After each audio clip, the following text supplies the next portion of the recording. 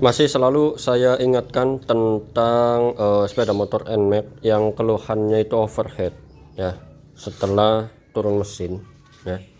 Jadi kalau misalkan kalian motor habis turun mesin atau melakukan proses pembongkaran pada bagian pompa radiator ya ataupun pompa pendingin ya, contohnya pompa pendingin ini kan kalau misalkan dibongkar airnya itu keluar habis ya, dari radiator pun juga ikut habis.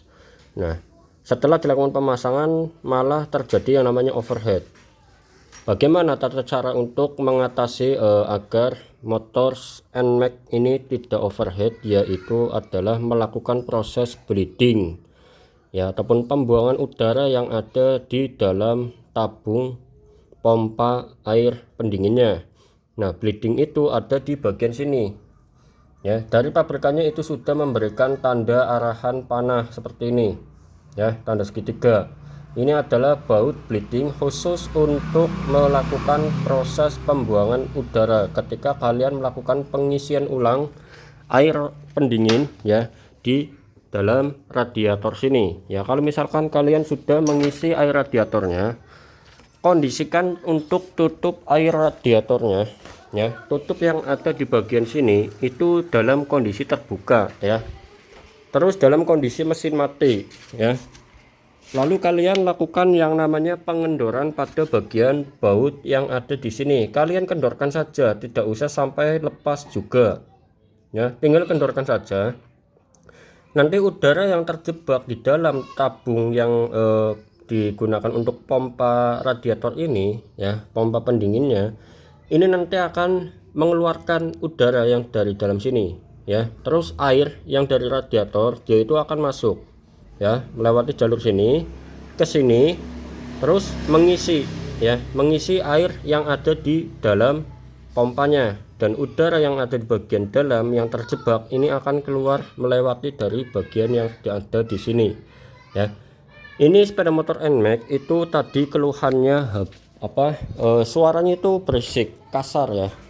Nah, setelah dilakukan proses pengecekan ya, ternyata biang keroknya ini ya, laharnya itu bunyi ya, ini bunyi gesrik-gesrik ya. Jadi kalau misalkan diputar, dia itu ada semacam kayak benjolan-benjolan di bagian dalamnya ya, yang mengakibatkan terjadinya suara kasar. Kenapa bisa mengetahui komponen ini yang rusak? Yaitu kita menggunakan alat khusus untuk mengecek ya bagian mana yang berisik ya. Saya gunakan alat seperti ini ya. Nah, ini adalah alat stetoskop. Ini mungkin kalian sering lihat di dokter-dokter ya. Nah, mekanik pun punya ya, alat yang seperti ini digunakan untuk mengecek suara kasar ya. Kalau yang di dokter itu kan buat ngecek detak jantung ya, tapi kalau untuk mekanik itu untuk mengecek suara kasar. Suara kasarnya itu ada di bagian mana. Jadi mekanik itu tidak akan asal langsung ganti komponen ya, harus mendengarkan dulu. Karena kalau misalkan kita melakukan pendengaran tanpa alat ya, itu pasti yang diganti itu rancu ya ataupun asal-asalan. Nah, kalau misalkan kita menggunakan alat stetoskop seperti itu ya, pasti nanti penyakitnya itu bisa langsung teratasi ya. Bagian mana yang bunyi berisik, yang mengakibatkan bunyi berisik. Nah, ternyata setelah dilakukan pengecekan ternyata ada di area sini, area tengah ya. Saya cek di sini itu tidak ada bunyi, area sini juga tidak ada bunyi ya. Setelah didengarkan dengan baik ya, ternyata bunyi ada di area sini. Nah, setelah saya lakukan proses pembongkaran pada bagian pompanya ya, saya kira itu ada di bagian pompanya yang berisik.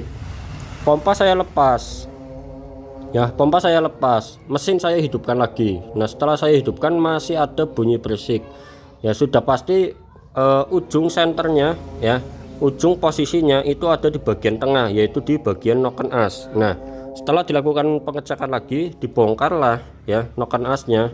Nah, ternyata untuk lahar noken as yang besar ini itu yang mengakibatkan timbul bunyi suara ya. Bunyinya itu seperti ini ya.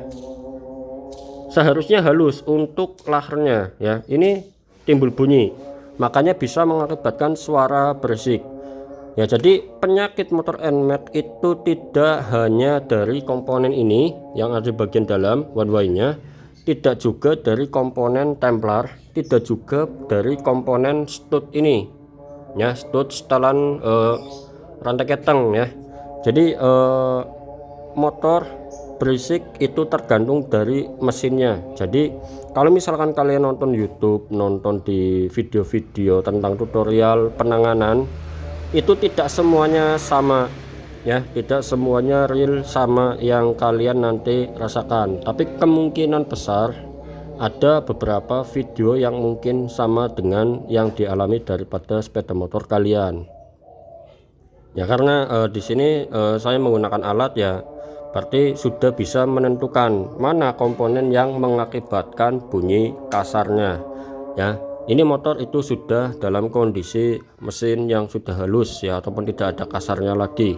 Tinggal melakukan proses pembersihan pada bagian area CVT ini ya. Ini di area CVT ini terdapat kotoran ya. Di sini juga ada kotorannya. Ini yang biasa mengakibatkan motor itu ngeredek ya. Dapat lihat kotorannya seperti ini. Ini nanti kita bersihkan ya. Nah terus apa tadi permasalahan di bagian ini ya. Jadi kalau misalkan kalian asal ganti nanti habisnya bisa jutaan ya, padahal kalau misalkan sudah ditentukan habisnya itu paling hanya berapa ratus ya, sudah sama ongkos. Ini kan paling lahir hanya kisaran harga 70 ribuan ya. Kalau misalkan kalian ganti templar, ganti apa ini itu, nanti malah habis banyak ya buat mencoba-coba saja. Tapi kalau sudah ditentukan mana komponen yang bikin bunyi, pasti untuk penanganannya itu jauh lebih murah ya. Semoga video ini itu bermanfaat buat kalian. Bagi yang belum subscribe ya ataupun mengikuti channel ini, silakan tekan tombol subscribe-nya ya, atau tekan tombol ikutinya. Oke, terima kasih dari saya, dari bengkel Bakde Motor. Nah ini udah siang, waktunya sudah untuk istirahat ya. Kita istirahat dulu, nanti setelah istirahat kita lakukan pemasangan bodinya dan pembersihan bagian area di CVT nya.